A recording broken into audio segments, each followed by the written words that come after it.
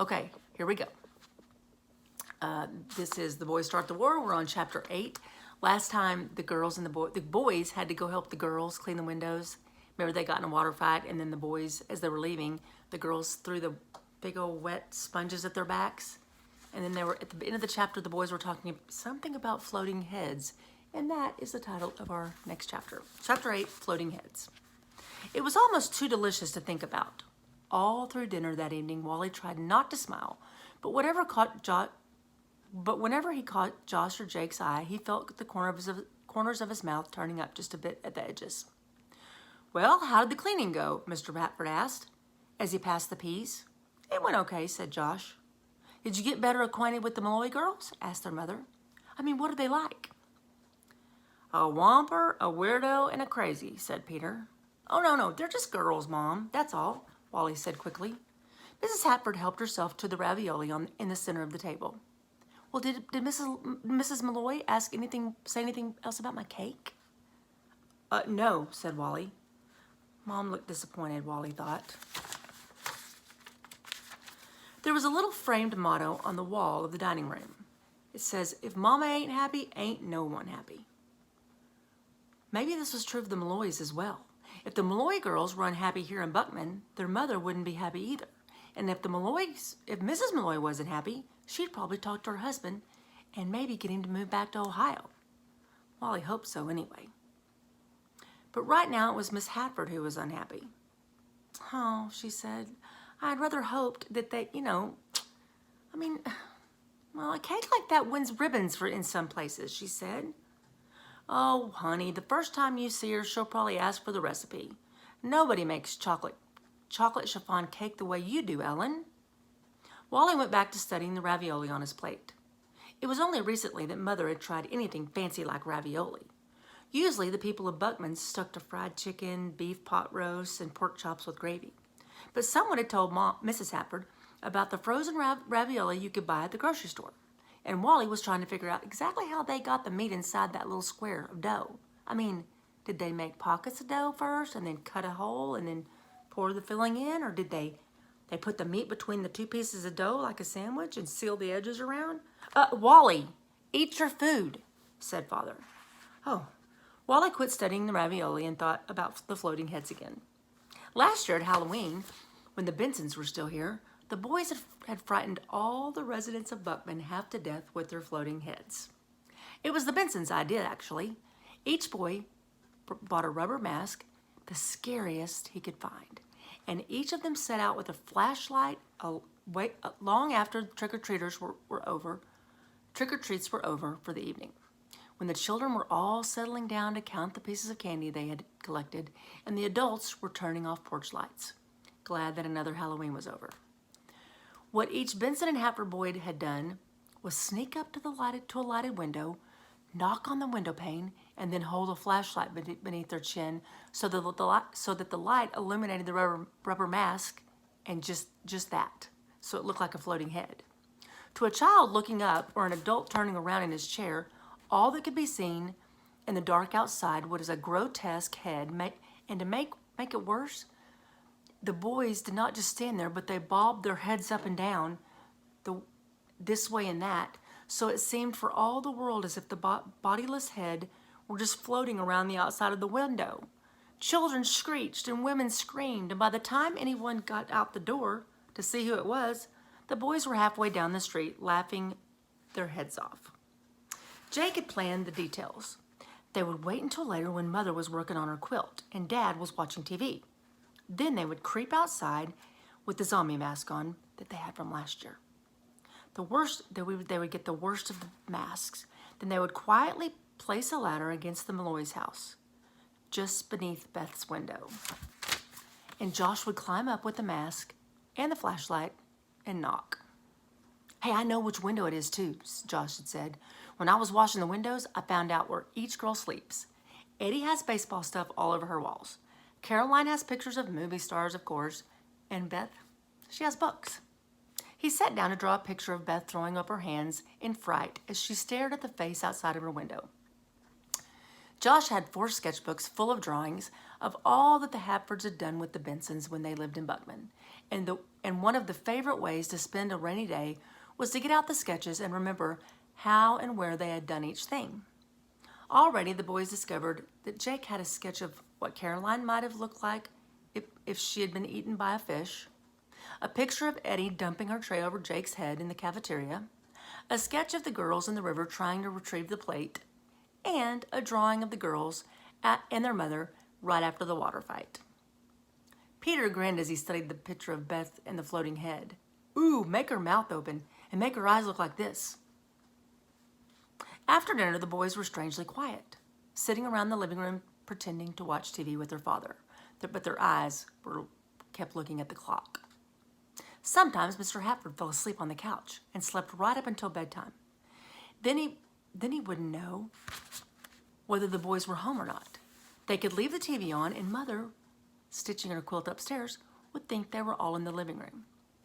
To Wally's horror, however, Father suddenly reached over and turned off the TV and then stretched. It's the same old stuff night after night, he said.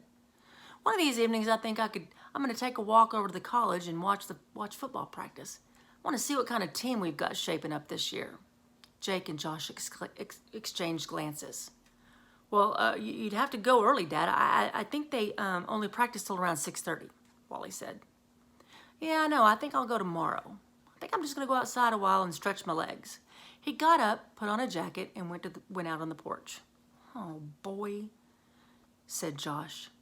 The boys got up and followed their dad out and walked beside him as he sauntered along the river. Oh, this is my favorite season, said Father. I used to walk along this very same path when I was just a little kid. I spent my whole life in this town. Did y'all know that?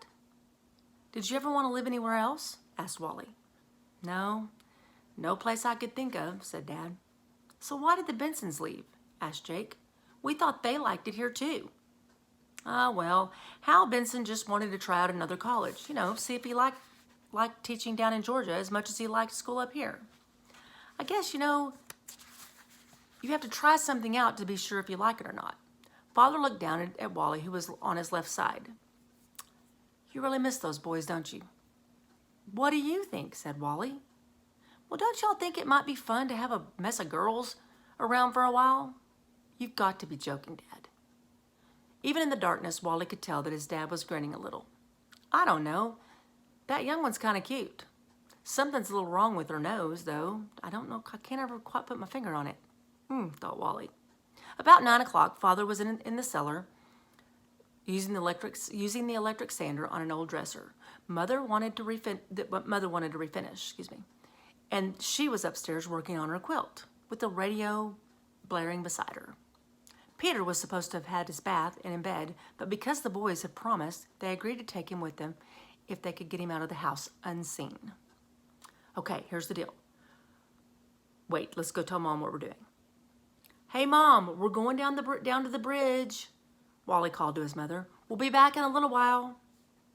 Don't you go picking up poison ivy now, Miss Hatford called, trying to hold a needle between her lips as she spoke, then running it through the quilt again. We won't. We're going to stay on the path, said Wally. There was no answer. Mother was humming along to the radio.